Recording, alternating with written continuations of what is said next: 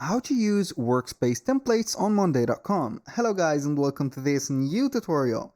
In today's video I'm going to show you how simple and easy it is to use the Workspace Templates that you're going to find for the boards or the docs that you're going to use. Basically, these are going to be templates from items that you have on Monday.com. Not the workspace itself, but they are going to be part of the workspace, such as you can see here, the boards, the dashboards, and etc.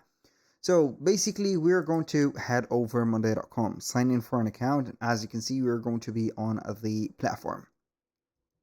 So once we have been here, what we're going to do next is going to be very simple. We're going to head over the workspaces, select the workspace that we want to work with, and we're going to start by adding, for example, a dashboard or a board.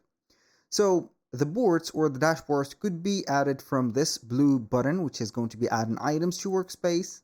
You're going to find such as projects, portfolios. These are not going to be, let's say, something crucial in here in my case, because it is going to be on the premium plan.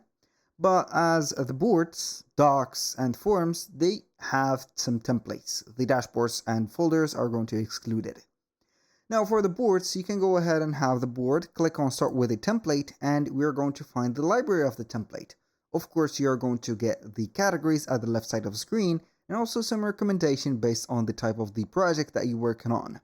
So you can see that the created one from your team, yourself, and also the general template right there. So for example, you can use the search bar up top to search for, or let's say sort or filter, like finance. For example, I'm going to search for finance, and it is going to have the same theme as finance, for example, requests, handling, and tracker, whatever. So you are going to find these as an example. You can do that for these, let's say, boards, and also you can use it for the forms.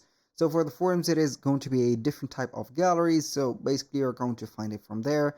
Type in the wished form or the type of the form that you want, and you're going to get it right away.